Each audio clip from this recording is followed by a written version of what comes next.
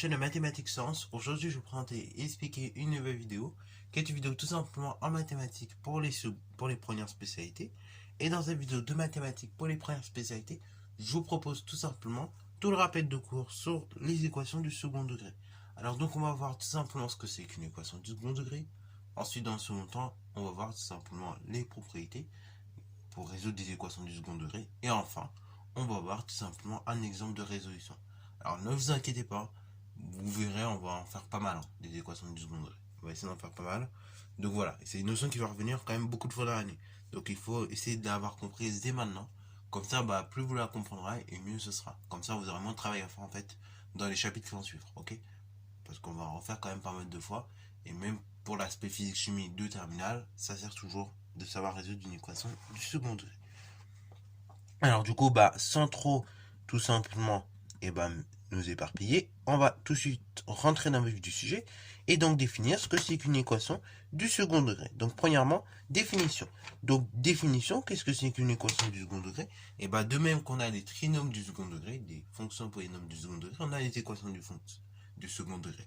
En fait, sans savoir, vous connaissez déjà un petit peu quelques équations du second degré.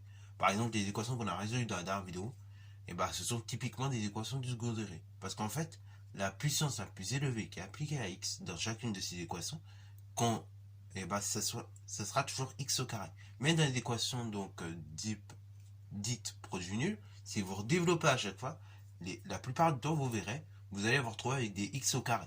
Et donc, l'escalade de ce fait, c'est pour ça qu'on a des équations de produit nul. Alors du coup, de façon générale, quand vous avez une équation de produit nul, c'est une équation qui s'écrit sur la forme ax carré plus bx plus c, avec bien évidemment a toujours différent de 0. Après, b et c peuvent valoir 0, mais en tout cas, a, il faut que ça soit vraiment, le coefficient a, il faut que ça soit différent de 0, ok? Donc on peut le noter. Voilà, donc ça c'est la définition, pas très compliqué normalement. Alors je vais vous donner deux exemples d'équations de second degré.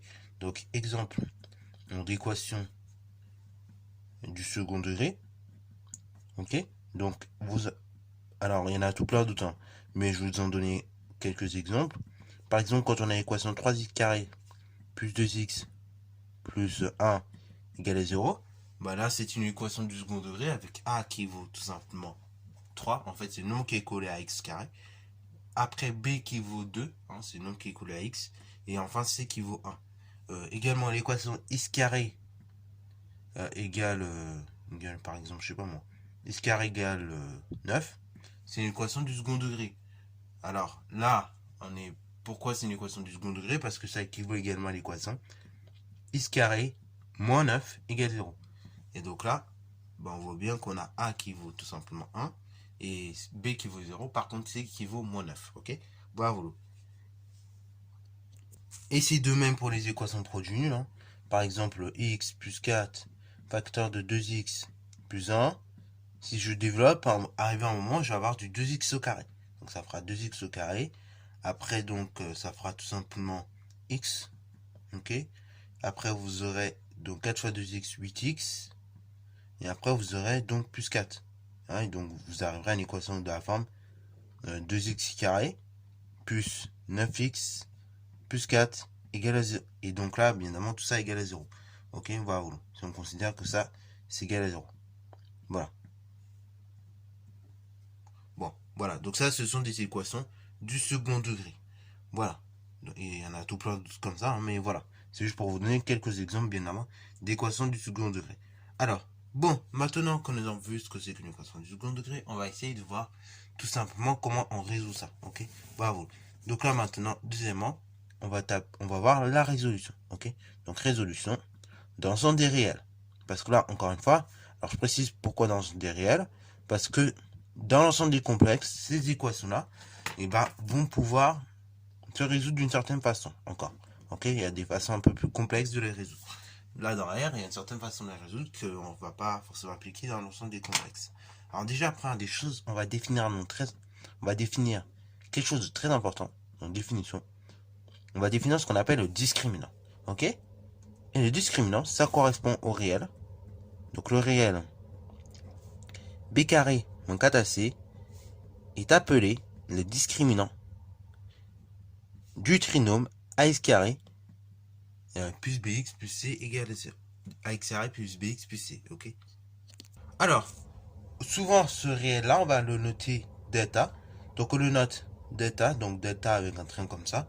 Et ensuite, donc on a la valeur suivante, delta, qui est égale b carré moins 4ac. Donc là, formule très connue en général. Hein. Si vous avez eu des grands frères ou des grandes sœurs qui sont passés par la première S auparavant, et bah forcément que vous avez dû connaître la formule grâce à eux, enfin à cause d'eux plutôt.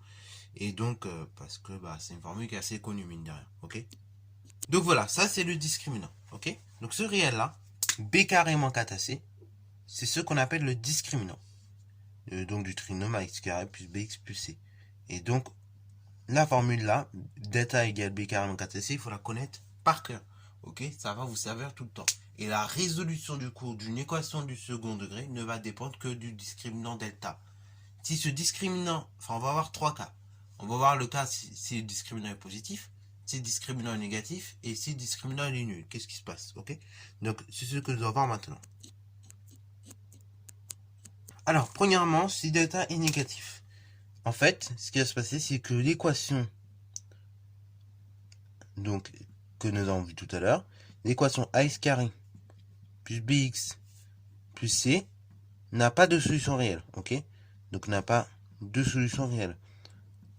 Donc là, à partir du moment, si vous calculez delta, donc le réel b carré moins 4ac, et si vous trouvez qu'il est négatif, vous n'avez pas de solution, ok? Donc si delta est négatif, pas de solution réelle. Ok? Ça, c'est la première chose. Deuxième cas, le cas où tout simplement delta est positif. Enfin, delta est nul, pardon. Et après, on prend le cas où si delta est positif. Donc, si delta égale 0, l'équation que vous avez vue tout à l'heure, donc l'équation ax carré plus bx plus c égale 0, d'ailleurs j'ai oublié, admet une solution réelle. Et cette solution réelle, on la note x0 la plupart du temps.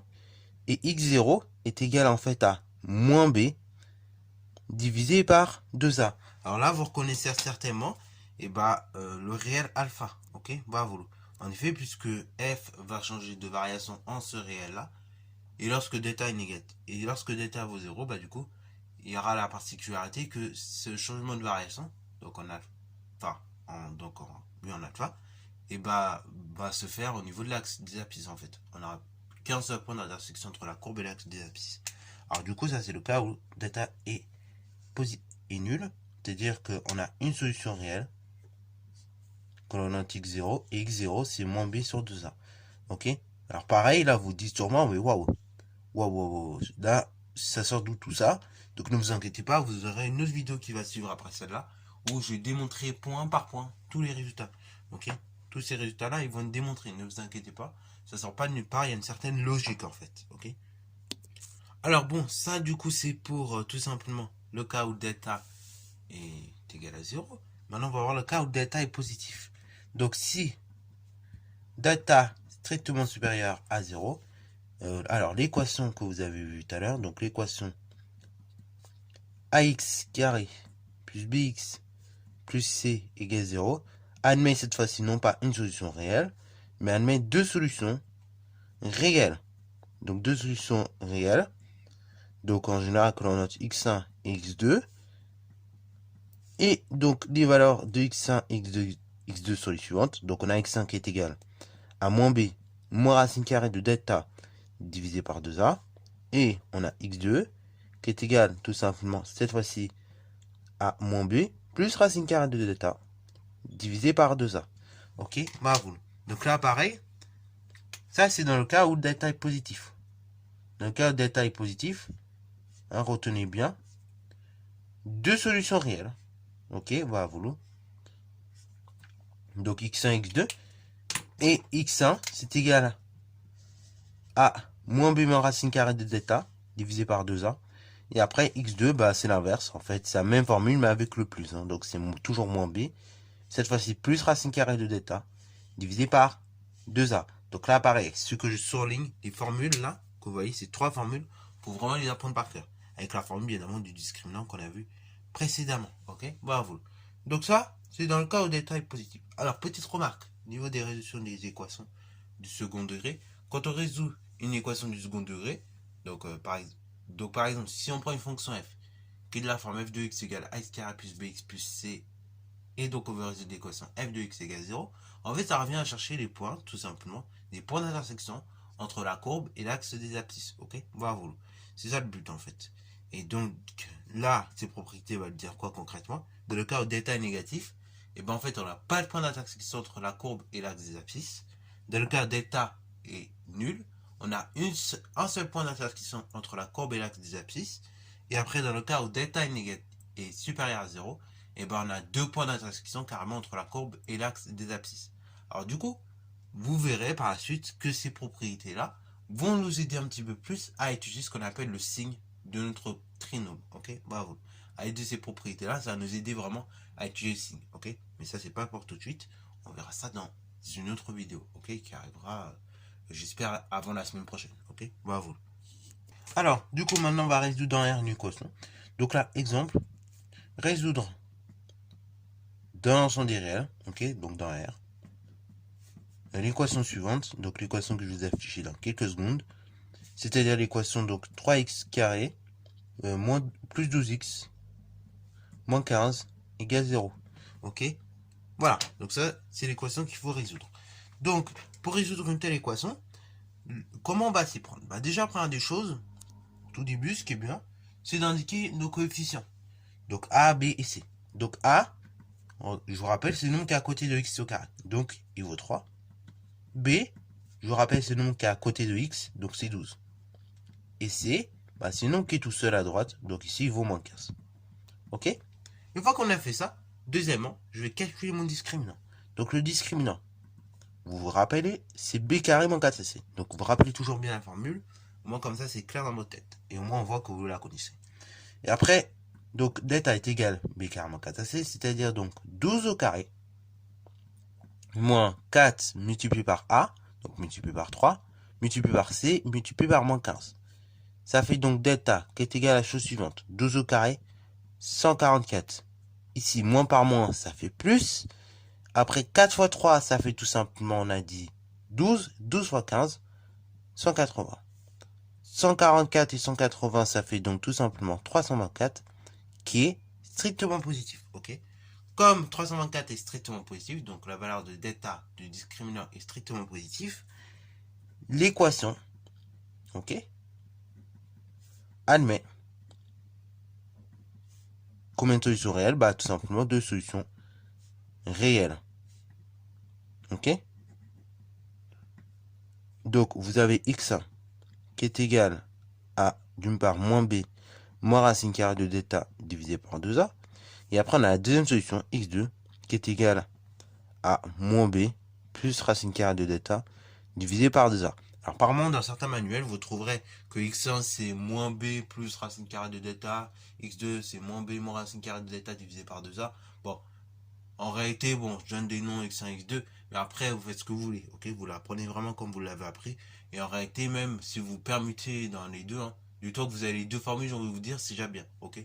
C'est pas trop grave si on mélange, hein, mais voilà, faut vraiment avoir les deux formules. C'est surtout ça qui est important là-dedans. Donc voilà, si vous vous êtes trompé, hein, vous avez mis x1 à la place de x2, bon, c'est pas trop grave. Du temps que vous avez la bonne formule, c'est bon. Ok? Là, on n'est pas trop rigoureux à ce point. C'est juste des noms qu'on donne. Hein. Alors du coup, moins b, bah, c'est l'opposé de b, attention. Donc c'est moins 12. Moins racine carrée de delta, c'est-à-dire moins racine carrée de 324, divisé par 2a. Donc 2a, bah, c'est tout simplement 2 fois 3. C'est-à-dire c'est moins 12, moins 18, que l'on divise par 2 fois 3, 6. C'est-à-dire c'est moins 30 divisé par 6. Autrement dit, donc c'est moins 5 directement. Ok, bravo. Allez, maintenant on va faire la même chose pour la seconde solution. Donc on fait moins b, donc moins 12 toujours, plus racine carrée de delta, donc 324, divisé par 2a, donc 2 fois 3. Autrement dit, c'est moins 12 plus 18 que tu divises par 6. Autrement dit, donc c'est 6 divisé par 6, ce qui fait 1. Ok, bravo. Donc là, on voit qu'on a deux solutions, que sont moins 5 et 1. Et donc on peut noter S comme l'ensemble des solutions, qui est égal à moins 5, 1. Et voilà donc comment on résout une équation du second degré, ok? Voilà. Donc sur ce, c'est la fin de cette vidéo. Encore une fois, si t'as pas bien capté, je te conseille de revoir la vidéo. Et puis ne t'inquiète pas, surtout, il y aura encore pas mal d'exercices d'entraînement. On va beaucoup s'entraîner là-dessus. Ça, je te l'assure, c'est des choses qui vont revenir fréquemment en classe de première. Ok? Voilà. Sur ce, c'est la fin de cette vidéo. J'espère qu'elle t'a plu. Si c'est le cas, n'hésite pas à la liker, commenter et bonne reste à toi en mathématiques et en sciences.